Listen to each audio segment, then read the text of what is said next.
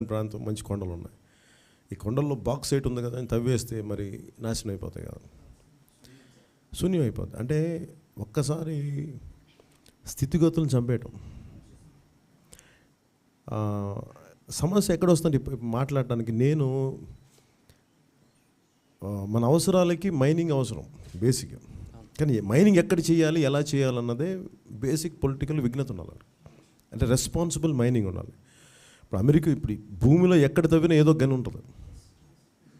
ఇప్పుడు అమరావతిలో ముఖ్యమంత్రి గారి ఇంటి కింద కూడా ఏదో దొరుకుతుంది తవ్వాలి అనుకుంటా, కానీ తవ్వాలా లేదా అనేది వారి స్థాయిని వారి విజ్ఞతను బట్టి ఉంటుంది. నాకు డిస్ప్లేస్మెంట్ ఆఫ్ పీపుల్ చాలా, అంటే ఆ డిస్ప్లేస్మెంట్ తెలుగులో ఏమంటామండి? డిస్ప్లేస్మెంట్ తెలుగులో ఏమంటాం? చెల్లాచెదురు చేయటం కాదు, స్థానభ్రంశం.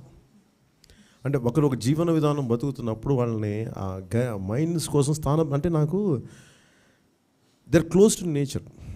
మన గిరిజన సాంప్రదాయాలు చాలా తక్కువ వనరులతోటి, అంటే ఒక 10 అంతస్తులు మేడ కట్టాలంటే ఎంత రిసోర్సెస్, ఎన్ని రిసోర్సెస్ వేస్ట్ చేస్తే 10 అంతస్తులు మేడ రాదు. అలాంటిది గిరిజన జీవన స్థాయి చాలా తక్కువ రిసోర్సెస్ తోటి, చాలా తక్కువ ప్రకృతి వనరులతోటి బతుకుతాం.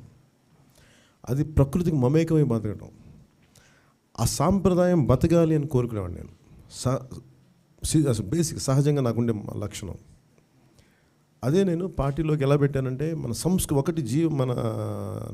మన గిరిజన సంస్కృతులు చాలా ముఖ్యమైనవి, మన దేశ సంస్కృతులను రక్షించుకునేవి. అలాగే ఇన్ని సంవత్సరం దాకా మీరు రాసిన లెటర్లో 70 సంవత్సరాలు బేసిక్ ప్రాథమిక ఇంకా వైద్యం లేదు ఇంకా మనకి.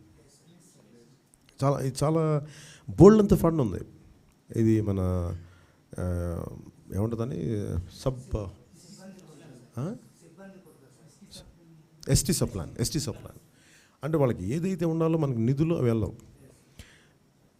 మేజర్ కరప్షన్ ఎక్కడ ఉంటుందంటే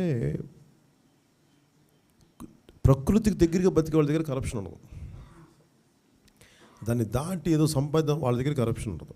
నేను ఏం కోరుకుంటున్నానంటే, నేను ప్రైమరీ బేసిక్ వైద్యం, విద్యా వ్యవస్థ, మన బతకడానికి ఉన్న వ్యవసాయం. అలాగే 2008-9లో పోడు భూముల మీద నాకు చాలా అవగాహన ఉండేది. పిఆర్పి టైంలో చాలా అవగాహన ఉండేది. పోడు వ్యవసాయం రాను నాగరికత పెరగాలి అంటే పెరిగే నాగరికతనే, అంటే మన సివిలైజేషన్ నాగరికత, ఆ ప్రాసెస్లో ప్రకృతి విధ్వంసం అయిపోతూ ఉంటుంది. దాన్ని మన విజ్ఞత ఎంత తక్కువలో చేయగలం, తక్కువ విధ్వంసంతో బతక